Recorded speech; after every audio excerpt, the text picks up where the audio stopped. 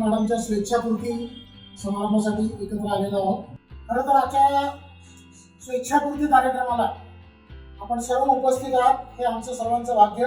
सर्व्हिसचा काळ जर आपण म्हटला, खास करून गव्हर्नमेंट सर्व्हिसमध्ये आता असा काही काळ राहिलेला नाही आहे की 8 तासात गव्हर्नमेंट सर्व्हिस संपूर्ण माणूस घरीच जातो. त्याच्यामुळे त्याच्या आयुष्यातला नव्हे सगळ्यांच्याच आयुष्यातला जास्तीत जास्त काळ जो असतो तो पोस्ट ऑफिसच्या सेवेत जात असतो किंवा कार्यालयातल्या सेवेत जात असतो. त्याच्यामुळे मॅक्सिमम आपले कामाचे तास घरापेक्षा जास्त आपण या कार्यालयाला देत असतो. त्याच्यामुळे निश्चितच कार्यालयातून ज्या वेळेला आपण शेवटचा दिवस म्हणून हे कार्यालय सोडतो त्यावेळेचा हा सुखदुःख मिश्रित असा प्रसंग. अचानकच खटावकर मॅडमनी हा स्वेच्छापूर्तीचा निर्णय घेतला. मला वाटतं गेल्या 2 ते 3 महिन्यांमध्ये त्या निर्णयापर्यंत त्या पोहोचल्या. निश्चितच हा निर्णय घेत असताना त्यांना घरच्यांची सहमती लाभलेली आहे. आरोग्याचं कारण असो किंवा संपूर्ण सेटलमेंट झालेलं व्यवस्थित त्यांचं आयुष्य असो, कुठल्या का कारणाने होईना पण स्वेच्छापूर्ती जेव्हा घेतो तेव्हा डिपार्टमेंटला थोडासा त्रास होणं साहजिक आहे. परंतु प्रत्येकच वेळेला डिपार्टमेंटचा विचार करून आणि तेही या 2 वर्षाच्या काळात आपण ज्या करोनाचं एक वेगळं वास्तव आपल्या लक्षात आलेलं आहे त्या ओघाओघात त्यांनी हा निर्णय घेतलेला आहे. परंतु निश्चितपणे हा निर्णय योग्य आहे हे त्यांचं त्यांनी स्वतःला पटवून केलेलं असल्यामुळे निश्चितच आम्ही सगळेही त्या निर्णयात त्यांच्या सहभागी आहे. मला वाटतं 15/12/94 ही त्यांची जॉईनिंग डेट आहे आणि आजवर 27 वर्षाची अगदी यशस्वीरित्या सर्व्हिस त्यांनी बऱ्याच ठिकाणी काम केलेलं आहे. पुणे एचओ खास करून जास्त सर्व्हिस त्यांची पुणे एचओ मध्ये झालेली आहे. निश्चितच पुणे एचओ मध्ये जेव्हा माणूस असतो त्यावेळेला गणपतीचा 10 दिवसाचा उत्सव असो, धोंड्याचे कार्यक्रम असो, या सगळ्यात उत्स्फूर्तपणे त्यांनी सहभाग घेतलेला आहे. आमच्या युनियनच्या प्रत्येक कार्यक्रमात युनियनने सहभाग घेऊन त्या पुढे होत्या. त्याचबरोबर त्यांनी NIBM post office, Khadki post office, Salisbury Bagh post office, CDO post office, market yard आणि आता अलीकडच्या काळात मोडवा या सर्व ठिकाणी अतिशय उत्कृष्टपणे आपली कामगिरी बजावण्याचा त्यांनी प्रयत्न केलेला आहे.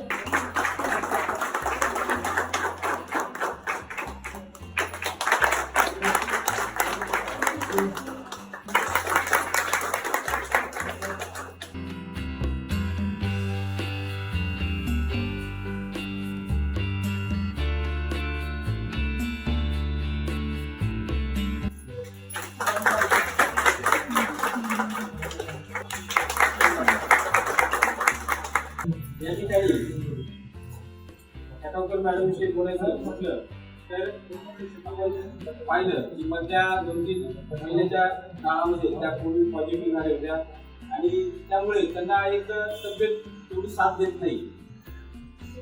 आम्ही बऱ्याच वेळा त्यांना प्रयत्न केला तुम्ही आपण दुसरे काहीतरी पर्याय मार्ग शोधू, परंतु त्यांनी अगदी मनाशी एक गाठच बांधली होती की PRS. बऱ्याच मैत्रिणी त्यांना समजवण्याचा प्रयत्न केला आणि सर्वांनी त्यांना त्या गोष्टीपासून कसं परावृत्त करता येईल यासाठी प्रयत्न केला. परंतु त्यांनी त्यांच्या घरच्यांनी मुलांनी सर्वांनी त्यांचा डिसिजन झालाच होता. त्या परिस्थितीमध्ये आपली जर तब्येत साथ देत नसेल, आपल्याला माहीत आहे आपण डिपार्टमेंटसाठी जेवढी काही सर्व्हिस करतोय ती डिपार्टमेंटसाठी हे आपलं डिपार्टमेंट हे पब्लिक सेवा देण्यासाठी आहे. आपण देशाची जनतेची सेवा करण्यासाठी आपलं हे खातं आहे. त्यातून आपल्याला जेवढी सेवा देणं शक्य आहे तेवढी आपण देत असतो. आज त्यांची अजून 7 ते 8 वर्ष सर्व्हिस होती, परंतु काही गोष्टी आपली तब्येत महत्वाची तर आपण सेवा देऊ शकतो आपण पब्लिकला. तर या दृष्टीने त्यांनी जो निर्णय घेतलेला आहे तो त्यांना आणि आपल्या सर्वांनाही त्यांच्या दृष्टीने मान्य राहील. त्यांच्या बाबतीत बोलायचं तर त्यांची service Pune HO, Khadki, market yard, Salisbury park आणि आता अशा ठिकाणी झाली. बऱ्याच वेळेला पुणे एचओ मध्ये त्यांनी CC1 ला काम केलं. CC1 ला काम करत असताना बऱ्याच वेळेला त्या ठिकाणी काम करत असताना दोन्ही बाजू पाहायला लागत असायच्या. लागतातच म्हणजे पाहायला लागतातच. कारण CC1 म्हणजे अरेंजमेंट आणि अरेंजमेंट म्हटल्यावर सर्व परिस्थिती पाहणं खूप गरजेचं आहे. सर्वांच्या अपेक्षा जो अरेंजमेंट मार्ग आहे तो करू शकत नाही. त्यांनी किंवा साहेबांनी जे सांगितले अरेंजमेंट तीही करायचे.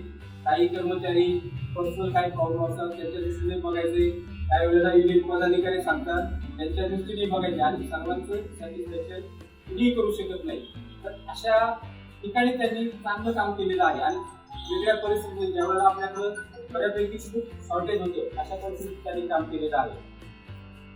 त्यांनी पुणे एचओमध्ये SORD, NP या ठिकाणी पण अगदी मुलं लहान असताना सर्व्हिस केली.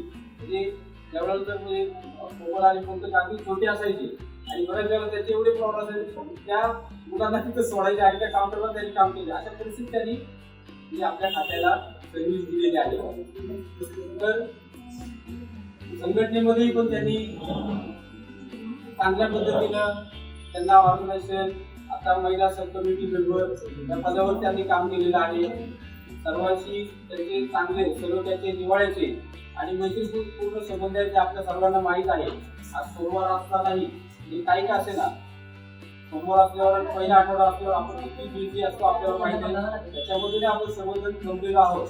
हे त्यांच्या आपले जे त्यांचे जे कॉन्टॅक्ट आहे त्याच्यामध्ये हे आपल्याला दिसून येतं. पुढील जे रिटायरमेंट लाईफ आहे ते त्यांनी नैसर्गिकपणे जगावं.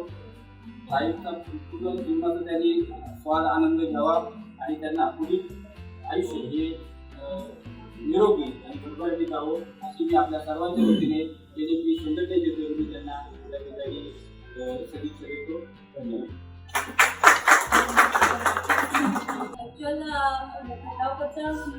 आपण जनरली ज्यावेळेस कुठल्याही ऑफिसमध्ये जातो किंवा काय तर तिथं आपली एक सेवेची जी तारीख असते ती प्रत्येकाची ठराविक तारीख असते तिची डेट ऑफ अपॉइंटमेंट असते आणि सेवानिवृत्तीची तारीख असते ती पण आपली 60 वर्ष पूर्ण झाल्यावरती ठरलेली असते. परंतु काही वेळेस काय होतं शक्यतो म्हणजे महिलांच्या बाबतीत पण होतं की काही शारीरिक आपले जे व्याधी असतात किंवा काही बाकी फॅमिली प्रॉब्लेम्स असतात त्यामुळे आपण पूर्ण 60 वर्षापर्यंत सर्व्हिस करू शकत नाही आणि आपल्याला आधीच म्हणजे जे आपला सेवाकाल जो पूर्ण व्हायचा आहे त्याच्या आधीच आपल्याला सेवानिवृत्ती घ्यावी लागते. त्याप्रमाणेच कविताने सेवानिवृत्ती घेतली, स्वेच्छानिवृत्ती घेतलेली आहे, स्वेच्छेने सेवानिवृत्ती घेतलेली आहे. तर त्यासाठी माझ्यातर्फे आमच्या आपण ब्रँचतर्फे DP होतो आणि सर्व लेडीजतर्फे मी तिला शुभेच्छा देते आणि तिचं पुढील आयुष्य जे आहे रिटायरमेंट नंतरचं ते सुखसमृद्धीचं आनंदाचं भरभराटीचं आणि मुक्त म्हणजे आरोग्यदायी जावं या शुभेच्छा देते मी तिला. आणि कविताचं जे आहे का कविताची माझी ओळख खूप आधीपासून आमच्या नंतरची जी बॅच म्हणजे आमच्या नंतर म्हणजे 92मध्ये जी अपॉइंटमेंट होती तेव्हापासून मी तिला ओळखते. कामाच्या बाबतीत अतिशय म्हणजे खूप चांगल्या पद्धतीने ती काम करते आणि जेव्हा डिव्हिजन ऑफिसला मी असताना ती GPOला होती SBCC म्हणून होती आणि ज्यावेळेस कोर बँकिंगवरती नवीन चालू झालं होतं म्हणजे आता आपले 100% ऑफिसेस कोर बँकिंगमध्ये पूर्ण झालेले पण त्यावेळेस अगदी कोर बँकिंगचा श्रीगणेशा झाला होता आणि वेगवेगळे रिपोर्ट्स होते.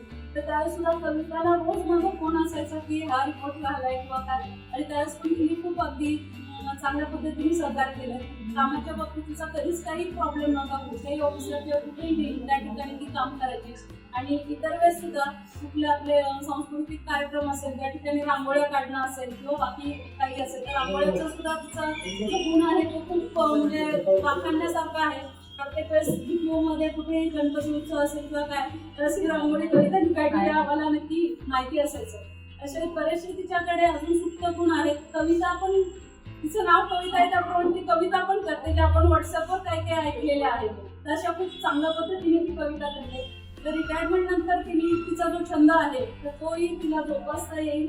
बाकी पुढच्या काही अजून राहिले असतील ऑफिसमध्ये कारण मेन आपल्याला सुट्ट्या मिळत नाही तर मग आपले बरेचसे कार्यक्रम राहून गेलेले असतात किंवा खूप छंद राहिलेले असतात तर तेही तिला जोपासता येतील आणि तिचं पुढील आयुष्य जे आहे ते तिच्या मनाप्रमाणे तिला जगता येईल त्यासाठी मी तिला शुभेच्छा देते.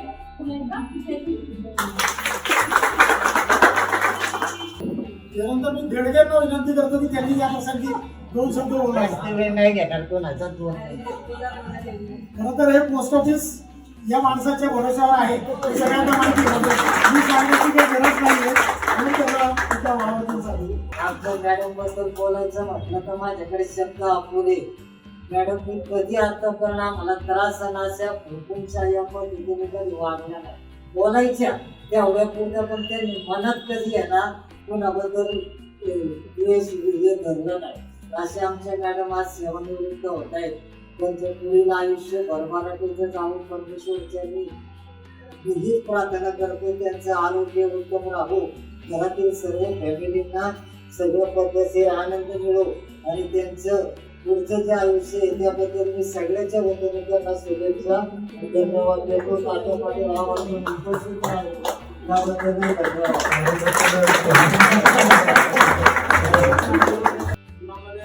सर्व्हिस लागल्यानंतर नोकरी लागल्यानंतर एकदा रिटायर व्हायचं, परंतु पुण्यामध्ये आपण कसं काम केलं त्या कामाला कोणती पद्धत होती त्या लोक आपल्याकडे शिकवली किंवा चांगली शिकवली ही गोष्ट फार आणखीन त्या ठिकाणी घ्यावं लागतं. अनेक पदाधिकारी, अनेक कर्मचारी, अनेक महाभाग असतात असे की एकदा एखादी खुर्ची मिळाल्यानंतर ते थोडंसं त्यांच्या जागेवर येतात किंवा मी आधार अधिकारी आहे किंवा काय मी असं करणार तसं करणार, परंतु अतिशय सर्वांना सामावून देणाऱ्या या पदावर मॅडम आज आपल्यातून रिटायर्ड होत आहेत. आनंदही वाटतो, दुःखही वाटतं, कारण रोजचं जे आपलं रुटीन असतं ते तुटणार असतं. त्या रुटीन तुटल्यानंतर आता आम्ही बघतो बऱ्याच कार्यक्रमांना ह्या म्हणजे सांस्कृतिक कार्यक्रमांना जावंच लागतं.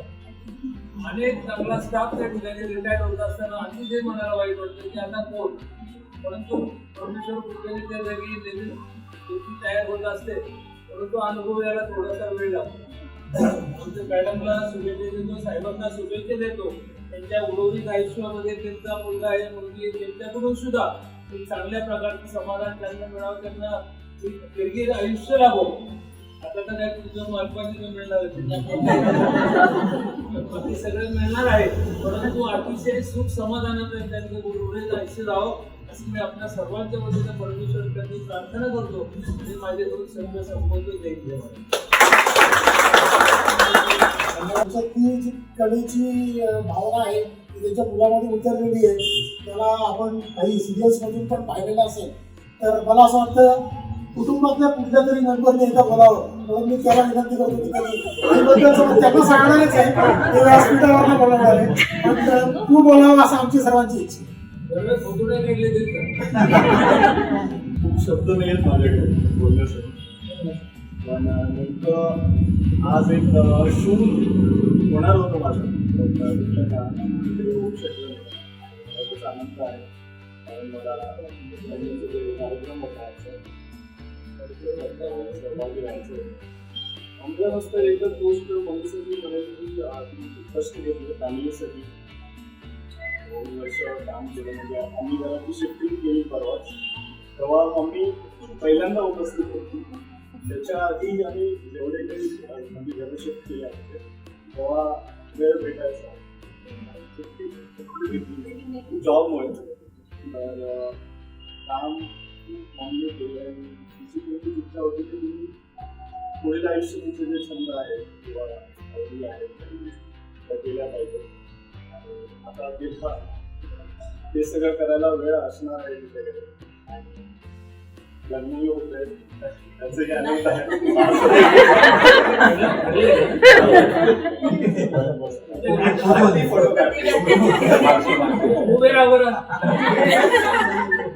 लग्नात ओळख जाईल म्हणून एक टप्पा पार पडला रिटायरमेंट एवढीच इच्छा आहे की ज्या काही गोष्टी राहिल्या किंवा तुला वाटलं की बाबा मी या गोष्टी करू शकतो त्याच्यात आमच्या सगळ्यांचा सपोर्ट आहे आणि नेहमीच असेल. मस्तीने यापुढील आयुष्य एन्जॉय करावं एवढंच नाही. मम्मीला नुसतं बेस्ट ऑफ लक म्हणून प्रवास होतो आणि आम्ही सगळे आहोत सपोर्टिव्ह आहेत. तू एन्जॉय करशील यापुढील आयुष्य.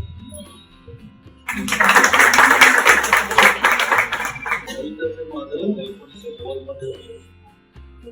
95 मध्ये तिला सर्व्हिस लागली.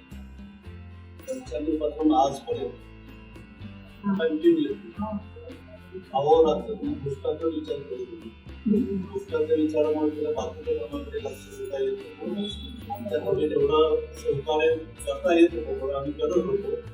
त्यातून एक घरचं सगळं सांभाळतो, मुलाबाळांचं सांभाळतो. आणि टायमामध्ये ऑफिसला पोहोचून आपलं काम करून 4-5 जण आपली सर्व्हिस पार करतो. मागच्या वर्षी म्हणजे याच वर्षी एप्रिलमध्ये कोविड पॉझिटिव्ह झाले.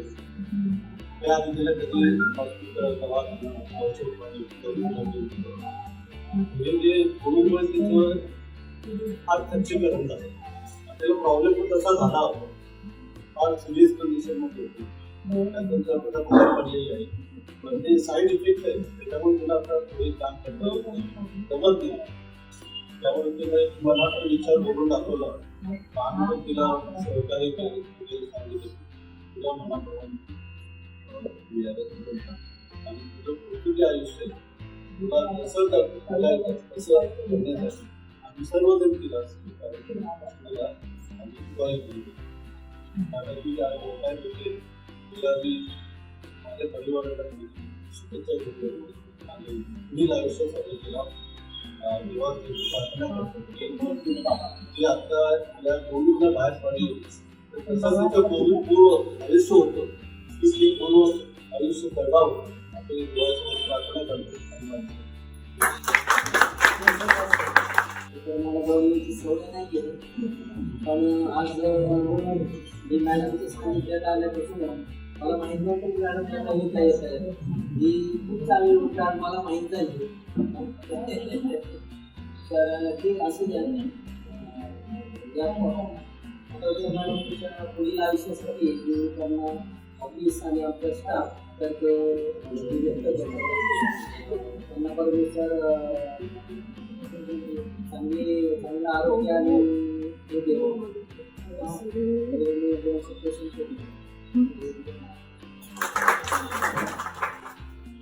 मी सुरुवातीला सांगितलं मी बोलणार नाही, पण मला वाटतं आपल्या सगळ्यांचा आग्रह आहे की त्यांनी जेवढं त्यांना जसं बोलता येईल त्या पद्धतीने त्यांनी बोलणं गरजेचं आहे, तरच आम्ही सत्कार केल्याचं आम्हाला समाधान मिळेल. आणि माझा सगळा पदाधिकारी माझी फॅमिली सगळे उपस्थित ग्रामस्थ काय सांगायचं 15-12 तेवढे ना 3-4-10-21 आता काय संपलेले आहेत बोलतो. आणि याच्यामध्ये खूप चांगले अनुभव आले जास्त म्हणजे आणि मला सगळे जे सहकार्य होते ते खूप चांगले मिळाले आणि कामाचा आनंद पण खूप घेतला आणि त्रास पण तसाच होता. म्हणजे आपल्याकडे नेहमीच काम जास्त असतं त्याच्यामुळे आणि आता काही कारणामुळे मला म्हणजे असं वाटतं की आपण बाबा आनंद घेऊन ते काम करू शकणार नाही, म्हणून म्हटलं की आता इथेच थांबावं आणि दुसऱ्या कामाचा आनंद घ्यावा. आता ते टेन्शन म्हणून आता वेळ घेते मी आणि आजपर्यंत ज्यांनी मला सगळ्यांनी सहकार्य केले त्या सगळ्यांचे आभार मानते. आणि आता या कार्यक्रमाला सुद्धा तुम्ही सगळेजण उपस्थित राहिला तर जेवढे तुमच्या सगळ्यांचे आभार मानते आणि सगळ्यांनी जेवण करून जा. मॅडम मी त्यावेळेला स्वेच्छानिवृत्तीचा त्यांचा मानस बोलून दाखवला तेव्हा मला वाटतं माझ्याशी त्या खूप मोकळेपणाने बोलल्या होत्या माझा निर्णय योग्य आहे की नाही.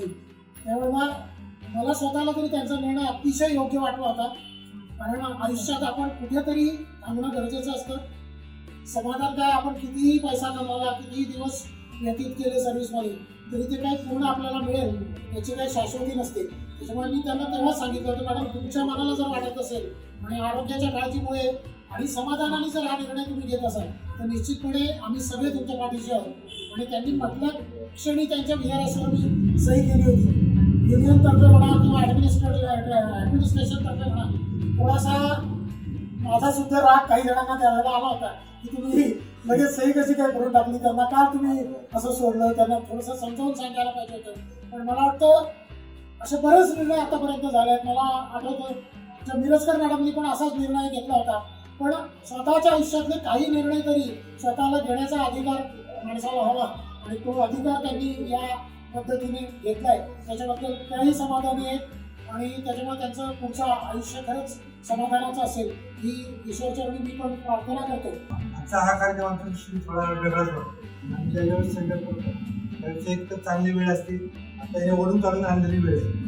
आता इतकं अवघड झालं आमचं की एखादा स्टँड अप द्यायचं म्हणलं की फोनवरूनच देऊ शकतो आपण, इतकं अवस्था आमची. पोस्ट ऑफिसवर विषय करतो आणि मला विचारलं हे आणि सावध त्यामुळे तो कार्यक्रम होतं नाही आणि त्याची परिणाम आजपासून सुरू असतात. आणि जिथं 100 लोकांचा स्टाफ असतो त्यात 20-25 येऊ शकतात सब ऑफिसला. एवढ्या मोठ्या प्रमाणात ऑफिसची लोक खूप कठीण काम तेही आजचा सोमवारचा दिवस आणि देवीवर असेल. मॅडम मुसलमान सांगतात की धामाल करतो आमच्या संघात एकही माणूस मॅडम हिंदूमध्ये खूप सक्रिय होतं आणि लोकांचा समज असतो की पुढाऱ्यांचा आजूबाजूला असतं त्या लोकांना फॅसिलिटी मिळतात. आज पाहिजे सांगतो की ते युनियनमध्ये असल्यामुळे त्यांना पाहिजे म्हणून असं कुठलंही ऑफिस मिळालं नाही म्हणून अशी सुविधा मिळाली नाही. ते आता खूप लोकांना माहिती आहे की तुमचं कार्य करणं खूप कठीण झालं आणि दिवसेंदिवस काही संपतच झालं आहे. आजच्या काळात तुम्ही कठीण काम करतात ते खूप आवडतं. आज मी त्यांच्यासाठी आणि काय सूचन जातं एक आपली सर्व कर्मचाऱ्यांच्या आपण आवड की युनियनच्या लोकांना फायदा मिळतो की आपला फायदा मिळतो. आणि अशा ह्याच्यात मॅडमने चांगलं काम केले, बरेच ठिकाणी काम केले. मुलगा असला त्यांना अगदी म्हणजे जे नसून तुमचे केवाय कामले वगैरे अशा पद्धतीचे माणसं असतात काय पण नको असं त्या ठिकाणी म्हणजे आपल्याला टाकायचं हे अशा चांगलं काम केलं. तुमचं पुढील आयुष्य जावं आता सर्वांनी त्यांना खूप चांगली साथ दिली. तुमचा मुलगा कोणतरी असो सुंदर असेल किंवा मुलगी असेल आता मला वाटतं त्या मुलीमुळे त्यांनी गरज घेतली असेल कारण त्यांचा सगळा भाग हलका झाला. त्यामुळे जितकं निवडणूक झाले ते आता दंगल सण करण्यापेक्षा आपण घरी पेन्शन चांगली पाहू. माझी इच्छा आहे की त्यांनी चांगलं आयुष्य जगावं. आता पहिलं ते त्यांचं लिहिण्याचाही छंद आहे त्यांनी लिहिण्याला सुरुवात करावी. शेवटचं पान आमच्या युनियनचं येणार आहे त्यांच्या दिवशी मी आवाज दाखवतो त्यांना पुढे आयुष्य सुखा समाधान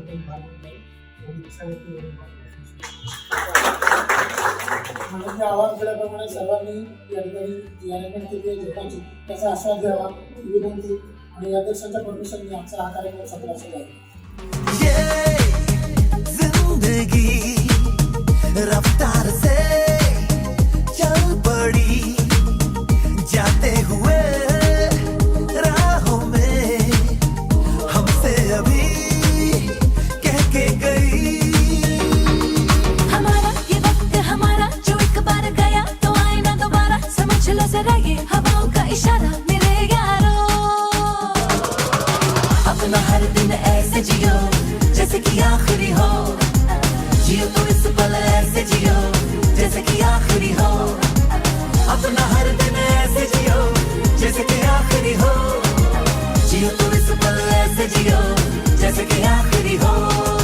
Every moment now we're having a blast, singing oh eh oh, living every day like it's your last, singing oh eh oh, living for today, letting go of the past, singing oh eh oh, give it up, everybody sing oh eh oh.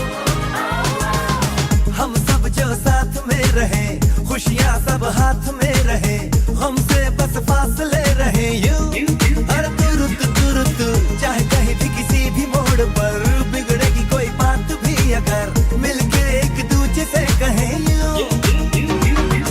ये बातें हैं छोटी मोटी बातें ये आए जाए जैसे कि दिन और रातें ना आंखों से लगाना कभी ये बरसाते मेरे यारों.